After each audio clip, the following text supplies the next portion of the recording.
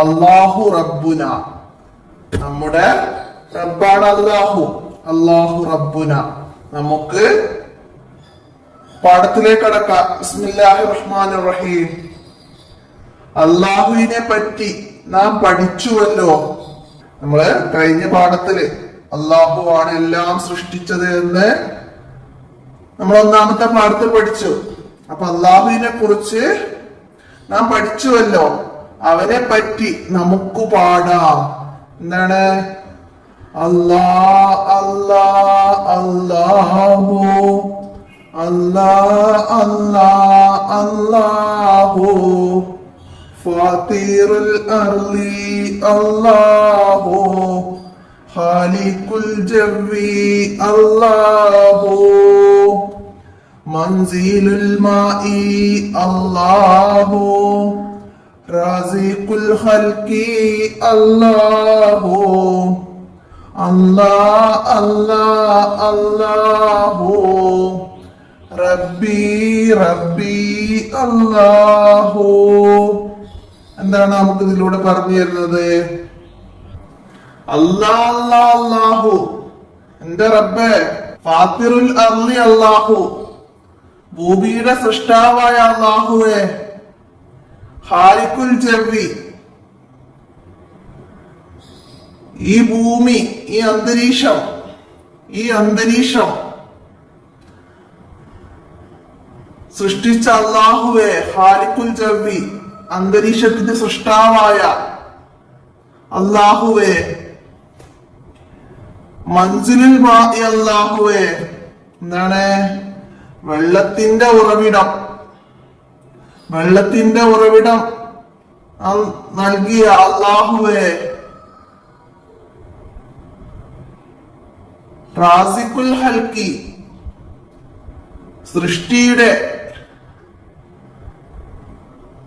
സൃഷ്ടിയുടെ ദാതാവായ അല്ലാഹുവേ. എല്ലാം സൃഷ്ടിച്ച അല്ലാഹുവേ. അല്ലാ അല്ലാ അല്ലാഹു.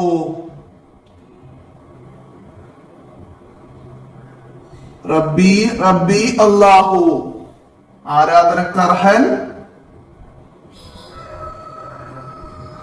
നീയാണ്. അപ്പൊ അതിനെ കുറിച്ചാണ് ഇവിടെ പറയുന്നത്. ആരാധനക്കർഹൻ അല്ലാഹു ആണ്. അപ്പൊ ഇതിനെ കുറിച്ചാണ് ഇവിടെ പറയുന്നത്. അല്ലാഹു നമുക്ക് വസിക്കാൻ ഭൂമി തന്നു. അല്ലാഹു നമുക്ക് കുടിക്കാൻ വെള്ളം തന്നു. അല്ലാഹു നമുക്ക് കുടിക്കാൻ വെള്ളം തരുന്നു. അല്ലാഹു നമുക്ക് ശ്വസിക്കാൻ വായു തരുന്നു. അല്ലാഹു നമുക്ക് കഴിക്കാൻ ഭക്ഷണം തരുന്നു. നമ്മുടെ റബ്ബ് അല്ലാഹു ആകുന്നു.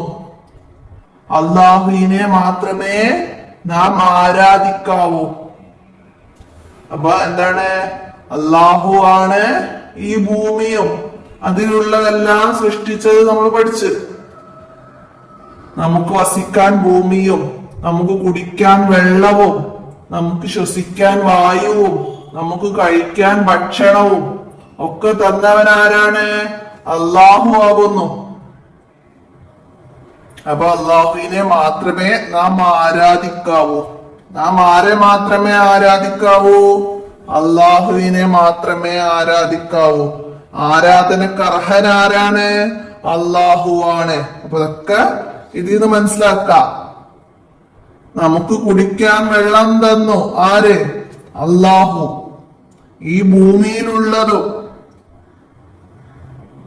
ഈ ഭൂമിയിലുള്ള സർവ്വതും നമുക്ക് നൽകിയത് ആര്? അല്ലാഹു. നമുക്ക് കാണാൻ കണ്ണുകൾ, കേൾക്കാൻ കാതുകൾ ഒക്കെ തന്നവനാര്? അല്ലാഹു. അപ്പൊ ഇത് മനസ്സിലാക്കാം. ലാ ഇലാഹ ഇല്ലല്ലാഹ്, ആരാധനക്കർഹൻ അല്ലാഹു അല്ലാതെ മറ്റാരുമില്ല. ലാ ഇലാഹ ഇല്ലല്ലാഹ്, സാരം എഴുതുക, ആശയം എഴുതുക എന്നൊക്കെ പറഞ്ഞു വരും.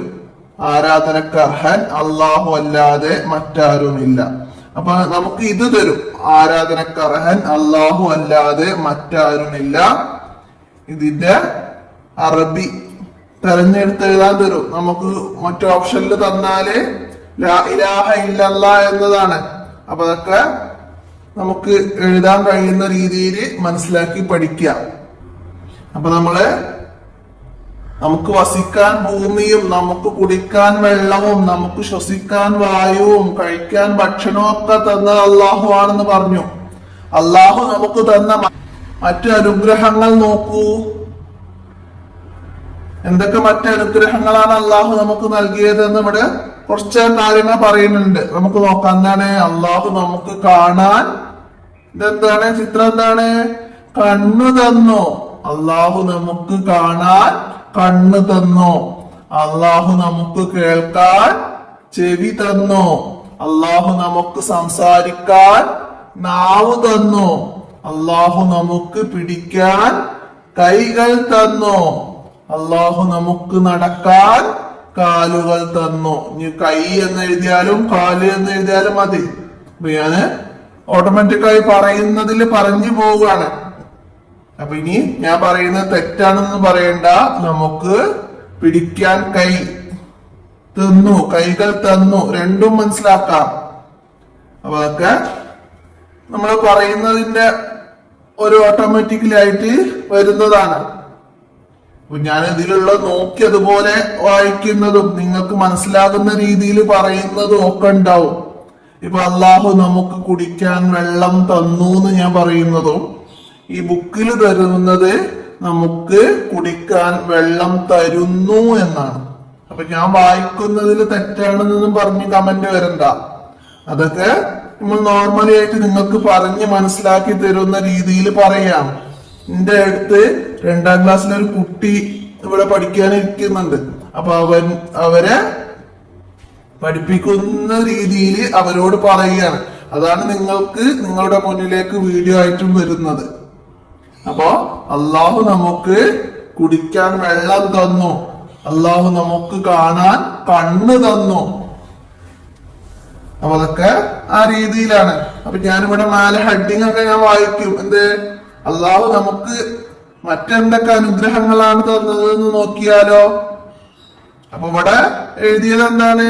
അള്ളാഹു നമുക്ക് തന്ന മറ്റു അനുഗ്രഹങ്ങൾ നോക്കൂ എന്നാണ്. അപ്പൊ നമുക്കൊരു പാഠം നിങ്ങൾക്ക് മനസ്സിലാക്കി തരുന്ന രീതിയിലാണ് ഞാനിവിടെ പറയുന്നത്.